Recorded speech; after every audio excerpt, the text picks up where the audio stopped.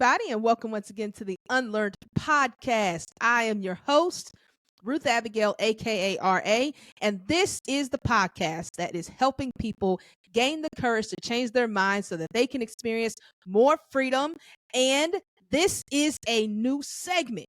So we are diving into a brand new segment of the UnLearnT podcast. We have our series that we do, and we also have Freedom Fridays. And now we're adding a third segment that includes a co-host, my homie, Jaquetta Ross. What's up, Quita? What's up, Ruth Abigail? Hello to the people. All right. Hello to the people. I'm so excited to be here. We're about to have a fantastic time, Ruth. This is going to be fun. It's gonna be dope. So for those of you that may remember, Jaquetta's been a guest several times on the podcast, and so because she is one of my best friends, I felt like it was totally appropriate for me to ask her. Sure, that's her language. My language is invite. Okay, invite into this amazing experience. If you want to feel used, that is perfectly fine. You ask God to use you all the time. Here he go. Okay, that was good. That was good. Thank you. Thank you very much. Thank you very much. That was good. You did your big one with that one. Okay. Thank you. That's all I'm saying. So we are, and y'all, just so you know, like this segment is very new. We're just getting going, and so we're still working out some kinks. But one thing that we do know is that we both have a heart for younger leaders, and so we really want to be talking to a lot of younger people. And we say leaders, not just people in the professional world, but anybody who is in a position that is moving forward in your life. You're a leader, right? And so you have the opportunity to be one. And so we want to use this segment to really invest into that group, because we've been younger and we have been put in positions, and we're not younger no more. You know what I'm saying? We're younger than a lot of people. But now I'm old. And I'll never. Okay, so you have to understand. Let me just say this. Jaquetta's a preacher, and I don't, it's this, so just know sometimes we probably gonna get a little bit more churchy than I'd like to get. Gonna get churchy, but that's Jaquetta's fault. It's gonna get churchy. Don't listen to her, okay? We're gonna have a good time. I'm actually not churchy at all. I live in both worlds, okay? Yeah, well, not that I'm in the world. I'm not of the world. Oh God. Just okay. All right. Okay. You see what's happening? No, we're gonna have fun. So anyway, we really want to invest in that group. We really want to invest in younger leaders, because something that, and I won't take credit for it because Jaquetta said it in a conversation we had, but we both invest in the younger people who invest in the younger people. And so we have these layers of people that are younger than us that we get to deal with in some way. And so we get to serve. You're right. Ooh. We get to pour into. Serve. Pour into. Yeah. You're right. My bad. Anyway, so that's what we're doing. That's what this segment is all about. So if you have younger people in your life, make sure to share this segment with them and really, kind of use it maybe to spark conversations or give them insight into certain things. Like I said, we're starting this thing up, so we really want this to be useful and encouraging and challenging, because these are the people that are going to run our world. We have been those people, and we're getting into a place where we have a lot more influence, and so the people underneath us are just going to jump right in line. So we want to be able to invest in them with what we know. I always, perfect things that you said. I always think about how when I moved into like a deeper level of leadership, that I moved from impact to influence. Where in the beginning of kind of like my journey in higher ed, where I was just kind of like focused on, getting my programs off the ground, making sure that the things that I was doing was successful versus actually leading people to do successful things. I was much more focused on impact and how can I make things great But when I moved to influence, it's like something flipped, where now the way that I approach kind of like, how I lead other people is how can I help to tailor their impact so that one day they can also influence. That's good. And so I think that it's an interesting space to be in, where I'm trying to make them really successful at their jobs, but I'm also trying to like give them the little nuggets that are going to make them the leader that I know they're going to have to shift into one day. And I think a good part of that is just about being a middle adult. When we hit 35, okay, no need to put the ages out there. No We need. hit 35 and we kept Yep. living. All right, 35 and some years after. Don't worry about how many, right? But when we hit 35, it just really hit a point where like a line was drawn in the sand. There's a before 35 and an after. Amen. Amen. There's Amen. an over here and there's an up yonder. Amen. Up yonder, man. That was bad, Jaquetta. That was bad. Come on now. Is a middle adult terminology. Up yonder. Oh boy. Whoa. Oh all boy. right. Slow down, low down. Get it together. But when we hit 35, it really did usher in a new season where it was much less about what I do and how well I do it, and much more about what am I pouring, what am I sharing, how am I serving the people that are going to come behind me. Like the word legacy, I think means something very different the older you get. Legacy used to mean I would be remembered for what I did. And now legacy is more about I will be remembered by the people who model their leadership after mine. And so I think it's just a really different perspective to have. And so I'm excited to kind of start thinking through how do we shift these people, younger leaders. How do we these people was crazy. People. How do we shift younger leaders into like thinking through how do they approach challenges? How do they approach moving into the next season of their life and kind of pushing past potential and into greatness? Yeah, I think the thing that I really like about the concept of unlearning is it really pushes you into forcing yourself to deal with what you have learned, right? And it's like, all right, if I'm going to unlearn something, the first step has to be, what is it that I think I know? And so some of the things that are what I've been taught, right, that are no longer healthy for me, and how do we begin to shift that? And so I think one of the things that we are taught to do, right, when we get a certain age actually is to be afraid. I think we're taught fear. And you see that, like I have a 9-year-old, and Tyson, you know him. Yeah, you know him, the 9-year-old Tyson, the son. Yeah. Okay. Yeah. And he's 9. He's not afraid of much. He's not afraid of much. He's jumping into things. He's digging in dirt, not knowing what's going to be there. He's walking up to people that he doesn't know, and just he'll say, "I like your shoes," or "Hi." He doesn't have any inhibitions. Thank you. All right. And so that kind of spirit begins to wear off the older you get, right? For sure. And so I think that, and it's because, well, hold on, we say them all the time, like, hold on, man, like, don't do that, or be careful, or whatever. Now, I'm not saying you don't want to help younger children be cautious, because you got to keep them safe on some level, right? But there is a line where it's like, sometimes we can overdo it and take away the excitement of just exploring without fear.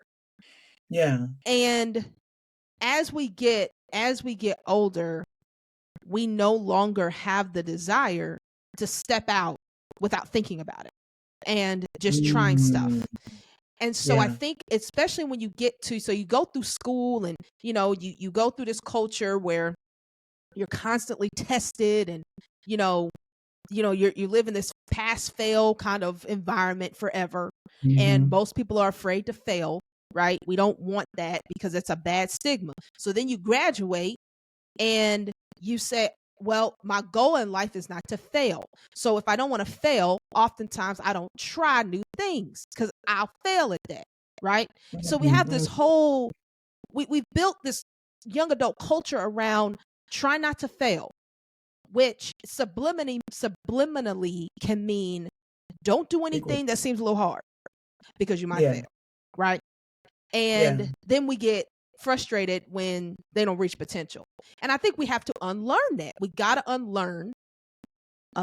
We have to unlearn fear when it comes to kind of those years of your life, and unlearn what failure really is. You know what I'm saying? Yeah.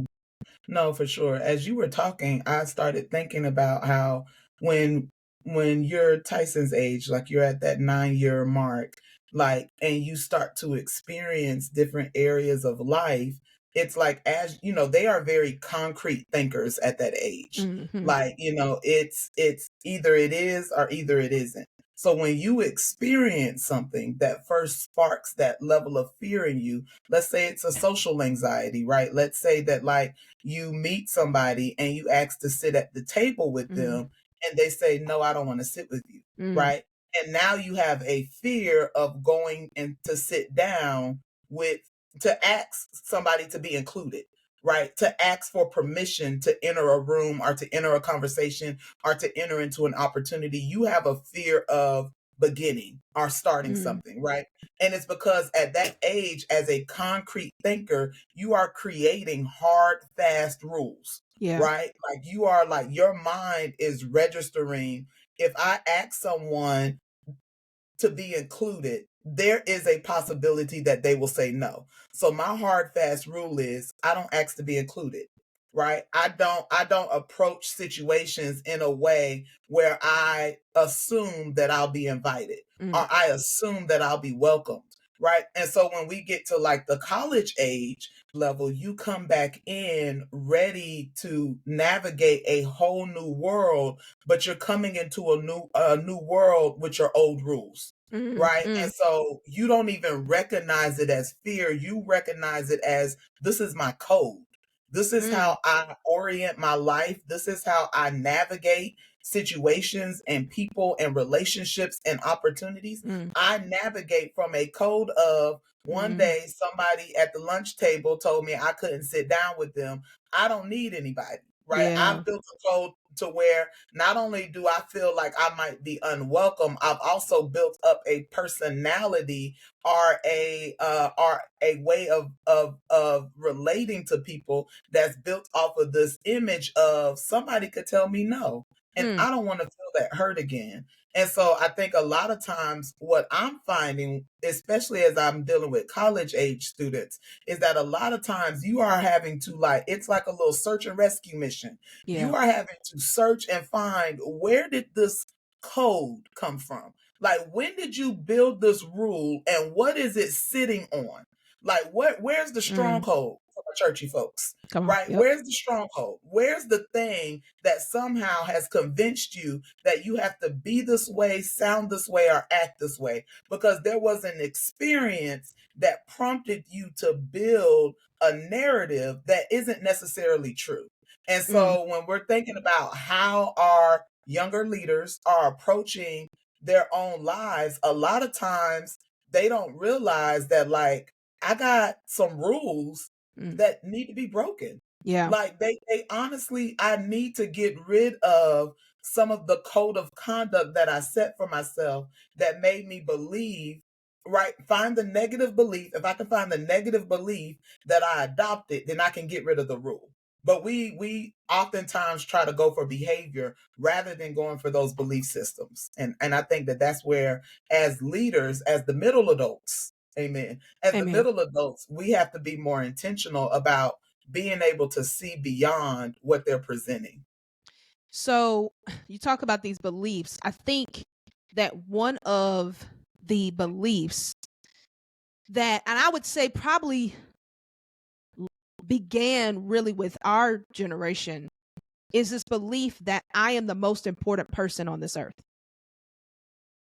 that belief is, and therefore, let me expand on that. So I'm the most important on this person on this earth, and therefore I have to protect myself at all costs. I got to protect my peace. I got to protect my sanity. I got to protect all these pieces of myself at all costs. And that should be, that is that is a code that I adopt, because and I think that one of the issues with that is it turns our focus, it keeps our focus internal, and so focused on the internal nature and internal issues that we center ourselves in a world that actually is not revolving around us. At first I was slightly disagreeing with you because that's why I was like, I'm gonna let her cook. Come on, you're supposed to help me. I'm let her cook. But I think I started to understand your point a little bit more toward the end. Because I think a lot of people's belief starts at, no one believes I'm important but me. And so I have to self-protect. I have to take care of my inner child, essentially. And so a lot of times, a lot of fear comes out of a feeling of needing to protect you because you feel like no one else will. But I think that what you're saying is, a lot of times we are, so focused on ourselves that we think that everything, whether we feel good about ourselves or not good about ourselves, whether our esteem is high or it's not, like we still have this mindset where the world is kind of spinning around us. Right. Am I Yes. interpreting that correctly? Yes, that's what And I'm trying to say. Yeah. Thank you. yeah. Yeah, clean it up. Well, Clean I it up. think, to be honest, I think that there is a time in life where that is not a necessarily bad or negative way of thinking. I think children are like that. Children who are protected and loved and well adapted, I think that they do go through that like self-centered season. I think that life and leadership brings you out of that. I think that like Yeah. you have to experience life in order to come out of that mode where you are, it's me, me, me, me, me. I think one of the things about insecurity is that insecurity makes you very self-focused. Like it makes you really it requires you to be more focused on yourself than you are on what you're doing, the impact that you're having. You're more focused on your flaws or what you perceive as your flaws than you are on your potential or on your impact. And so it is this inward focus that is always thinking, if there's something wrong with me, everyone else is going to see it. Instead of thinking, I have stuff to contribute, I have potential and value to add, like there's something that I'm doing for someone else, versus insecurity makes you think, I have to protect my image or I have to protect what people might think of me. And so I think that when you talk about people being self-centered, I think that that's something that they have to grow out of. I think humans, I think that that's part of being Absolutely. fallen, Yeah. is self-centeredness, pride, all of that, Absolutely. selfishness. I think we're born into that. No, absolutely. And I totally agree with that. And I think the thing that was kind of in my head and I feel like the self-centeredness has been reinforced with technology and social media and all the things that we talk about all the time, beginning with our generation. I just think that, yes, absolutely, we all go through that stage. We all do that. Mhm. I think the difference in this day and age is it's reinforced. I mean, it is just over and over and over and over. And I Mm. think it and I know it perpetuates that insecurity. All it's doing is just feeding into that. And so um as you're talking, yeah, you have to grow out of that. I don't know how else you grow out of it without having community that helps you see you differently. You can't, Ooh, you know what I mean? And can I that cut is in? not reinforced in our culture. That's not Yeah, reinforced in our culture. yeah. So there's this really helpful thing that I teach when I teach when I do workshops, seminars, speaking things. There's one thing that I consistently teach, and it's how to move from the land of potential to the land of greatness, right? And it's a way for me to communicate to young leaders. I think that's just going to be what we're going to call them from now I on. think that's it. That's what we're doing. That's what we're doing. It sounds, respectful. But when, when we're talking to young leaders, I say that everyone starts at the base of their potential, right? Everyone starts at the base of their potential. And so there's a line that I have them draw on the middle of the page. Beneath that line is the land of potential. Above that line is the land of greatness. And we call that line the line of comfort, right? And when you start at the base of your potential, the only thing that helps you to go further, to go higher, and to push toward that line of comfort so that you can see your way to greatness is that you have to have a level of investment in your life. Right. And so that level of investment can be, I'm going to join a program that teaches me about leadership. I'm going to get a tutor, right? I'm going to get a mentor, right? And I talk about the difference between mentors and sponsors and how mentors see potential. It is a mentor's job to cultivate potential, right? And you have to get people in your life. Mentors do not have to be, these very high up people who say, hello, child, I'm here for you, right? Like they can literally be your school guidance counselor. They can be, an advisor that you meet at college. They can be your boss if you got a good one, right? Amen. Like mentors come in different shapes. They can be your pastor, right? Because I'm churchy, right? They come in different shapes and sizes, right? And they come to us at different points of our life. But the goal and the job of a mentor is to develop potential, is to develop what they see inside of you, and also to develop around potential, right? Because they're looking at, this person has the potential to be something great, but they got self-doubt around here, right? They have fear around there, right? They have a lack of self-esteem, or they don't recognize, they don't know their strengths and their talents, but this potential is sitting in the middle of a person that needs to be activated, right? And so mentors help to sweep what's been covering what's inside of you, right? They deal with the hard stuff, right? They're gutters. They say the hard things. Sometimes you may not like your mentor. I tell them, if your mentor has not said something that you don't like, find another one. I'm not saying that person isn't adding value to your life, but get somebody in your life that's going to tell you the truth. Get somebody in your life that's going to sit you down and say, hey, I see where you are, but I'm also looking at what's inside of you. And my goal is to get you to the point of greatness. Now, sponsors don't deal in potential.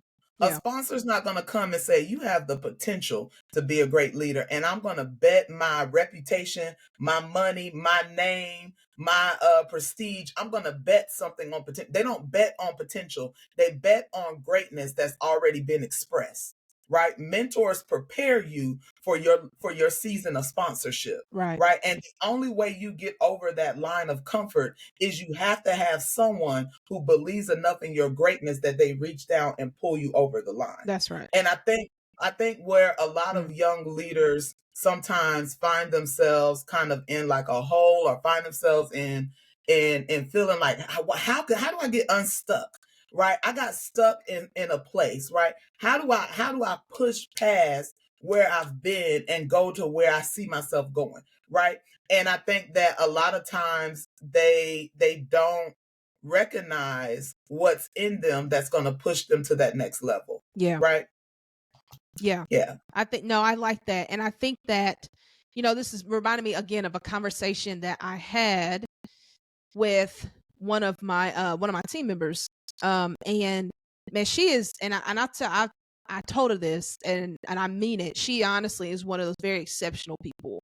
She has a lot of opportunity to be great at a really young age.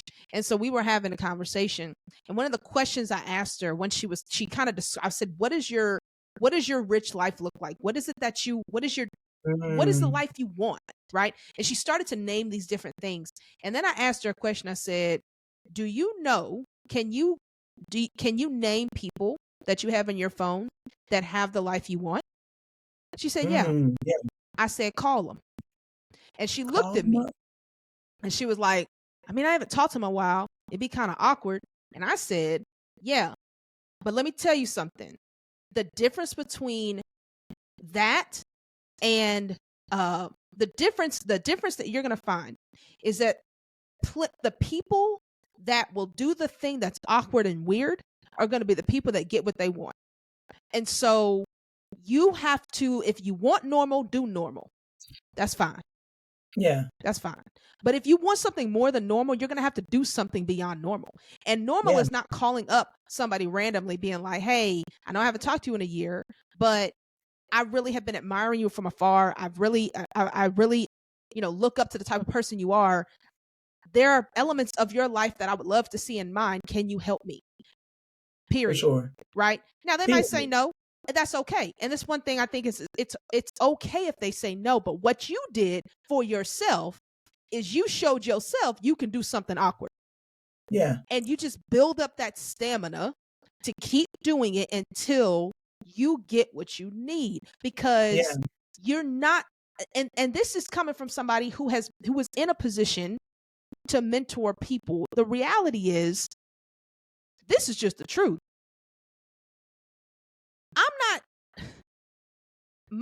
I'm still in a, whereas, okay, let me say it like this. There are some people, let's say, that are in retirement that have the time to go searching for people to mentor. Straight up. Like, real talk. Yeah. No, I am seriously. not in that position in my life. That is just the truth. Middle adult. We middle adults in here. We still in the middle of this ride. I don't have time going to look for folk, right? So, but if somebody, and if somebody says, hey, can we just talk, or can you give me some insight, or I will pick up the phone. I spend hours sometimes talking to folks, and I love it. Yeah. But the key is, and a lot of people who have the life you are looking at are still in the middle of that life. So if you want it, you have to go get it. Now, I'm not saying that those of us that are in that position should not go after, and look for younger leaders. It just truthfully may not be at the top of the list. That's just the reality right now. Yeah. But I do think it's important to make room in your life to pour into other people. I think, in fact, I would dare say that it is the most important thing that we can do once you get to a certain point where you can do it, because there's going to be a point where you can no longer do what you do. And so I would say I know a lot of young folks that are looking for mentors, and they're looking for people to help them. And I would say, first of all, you have to decide where you want to be. Secondly, you need to see, do I already have access to these people? Because you probably do. You probably do. And then if you do, call them. Make a connection, right? Because they don't know that you are looking for this. Nobody's going to read your mind. If you don't, then I would ask a friend or peer about their network, right? I mean, the reality is, we don't do this by ourselves. You don't do it by yourself. And so oftentimes the most accessible resource are people. So look in your people bank, whether it's people a little further than you, right where you're at. Look at your bank and see what you got, right? And so I think, and if you don't have people in your bank, get into the spaces where those people are. You might have to save up a little bit to go to a professional conference. You might have to save up a little bit to join someone's. A lot of people now, especially people who are like mentoring in different areas, they do these, pay $49 a month, and you get access to me, and whatever. It's going to require a level of investment. Like it's either going to require the investment of your time and discomfort, or it's going to require you to make a financial investment. That's right. I have one of my assistant directors. He is literally the best networker I have ever met in my life. I don't know any, I'm not gonna say his name, but I don't know any, he knows who he is. I don't know anybody that can move around a room and make real connections with people as well as he does. All he does is he shows up genuinely, he makes genuine connections with people, and he has, I think another way, a really good way to find a mentor is to make sure that you are able to really clearly state what your mission and purpose There is. you go. You got to have a vision statement. Yeah. You got to have hi, my name is Jaquetta. I am called to blank because I want to impact blank, and I'm going to accomplish this by doing blank, blank, and blank, right? You got to be able to fill in your own blanks so that you're not coming to somebody with a completely blank sheet of paper saying, mentor me, right? That's If that good. person has not walked with you from a certain point of time, you are asking them to make a huge investment. Whereas if you have already sat down, and even if they're not like your permanent interest, or this is not your permanent mission statement, if you are able to sit down and give yourself a starting place, when you bring that to someone, you give them a place to connect with you and to say, okay, I know where to start with you, right? I know where to start you out at, and I can walk you down the path, right? Right. Everyone you meet may not be your full-time mentor. I know for me, I know that there are people that I am called to be heavily invested in their lives. Right. Right. And I know that because what I have worked out in my life and what I've been through, I know that I'm able to pour at them into them at that level, right? And then there's other students, people that I'm just around on a daily basis that I can easily speak to because I can look in their life real quick and pour something out, and I know that it's going to give them what they need to get through that season, that occasion, that circumstance, right? But you got to come with something, right? You cannot expect a mentor to do all the work. The goal is for you to move forward. Why would I do all the work when you're the one that needs to move? You're the one that needs the advancement. You're the one that needs to go a little higher. You're the one that needs to learn a new skill set. You're the one that needs to blah, blah, blah, blah, blah. And not that I don't need to do that in my own life, but I got mentors who challenge me and do that for me, right? And I have to do the work. In every part of your life, you are going to have to do the work. And if you want a good mentor, you will show them that you are a person that is willing to do the work. They will see that in you, and that's what causes people to want to continue to invest, right? You don't get past the levels. You don't confront your own, like we were talking about, those code of conducts that we built. You don't confront those alone, right? A lot of times, even when we recognize those, right, I don't have all the tools necessary to dismantle those systems that I've built in my own life. I need someone outside of me to be able to identify the point that it made a point of entry and take me back there and help me to work past it. Right. Man, Also, I think you said something that we have to we gotta just straight up unlearn in this culture. You cannot do it all yourself. The answers are not in you. The answers are not inside of you.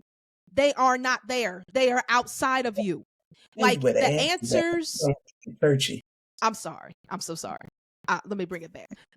But they're not. Like the answers are not in you, because if the answer was in you, you'd be where you want to be, and you're not. So you have to be humble enough to admit, and you have to work. You have to be willing to work things that are unfamiliar, because they're not in you. So they're out of you. So they're unfamiliar to you. You got to be willing to work that. And I think that has to be, man, you have to, because like you said, that code of conduct wasn't something you asked for. You didn't ask for your insecurities.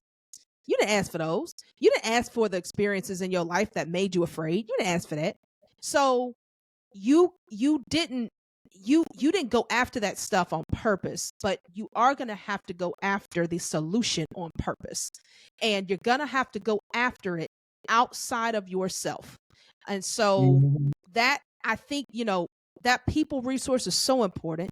And don't don't believe the lie that you can figure it out. Because our culture tells you if you do this, if you just read these books and meditate and do a lot of these other things, whatever you call them, rituals, whatever, okay? And we won't go into all of that. We won't go as far as we could on that. We'll chill on that. But all of that stuff, it tells you that's all you need. And honestly, we're here to just debunk that lie and say that is not true. That is not all you need. You need other people. All that stuff ain't working at all. If it's working for you, great. If it ain't working for you, try something else. Try something else. But no, but I'm sorry, it was burning down. Oh God, here we go. It was burning deep in my soul. I felt the need to emphasize mentoring is not church. Mentoring is not therapy. Mentoring is not good parental relationships. Mentoring is not good friendships. You need a conglomerate of things, right? Like that you need to have a village of things that are helping you to address the things in your life. And so I think it's really, really good to have mentors that agree with all parts of you, right? Like have mentors that if you are really deep in your faith, have a mentor that agrees with that. Like don't allow yourself to be at odds with what's going on inside of you. And now you're inviting different voices that don't agree with the foundation of who you are. Keep your foundation sure and allow people in as you are led to. That doesn't mean every older middle adult is not a good mentor. Amen. It's not even that they're not a good leader. They may not be a good fit for you. Yeah. You have choice and agency in that as well. Yeah. So I think that mentoring is a fantastic way to really look at how do we move out of the self-doubt? How do we really begin to see past some of our own self-imposed learned limitations?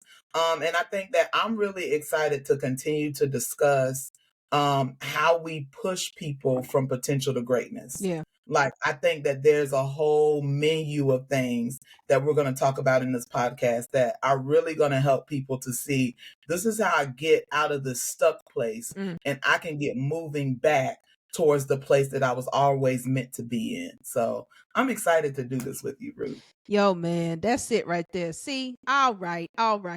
So we're done. We're going to be done. We done? I think we're done. I think we're done. I think that was good. I think we gave people a little something to chew on. You know what I'm saying? You got to leave them wanting more. You got to leave them wanting more. That's important. That's important. Next time. No, but for real, tune in next time. We're going to drop these on Tuesdays. So make sure that you are subscribed to the podcast so that it automatically downloads to whatever platform that you would like. Again, if this is helpful to you or somebody in your life, like, share, comment, let us know. And also let us know some of the things and subscribe. Yes, like all that stuff. And so let us know also, we want to hear from you as to what things that are relevant, right, to this conversation, to the idea of learning, unlearning about life and leadership at this particular stage in life. Like, what are the things that you're like, man, I am, this is what I've been taught. This is what this is what experience has taught me or people have taught me that I don't feel like are leading me in the direction I want. How do I unlearn that? What are those things? And so we'd love to dive deeper into that. So, man, thank y'all for tuning in. Jaquetta, thanks for being a part. And always happy to do so. We will continue unlearning together so that we can experience more freedom. Let's do it, man. Peace. I'm with it.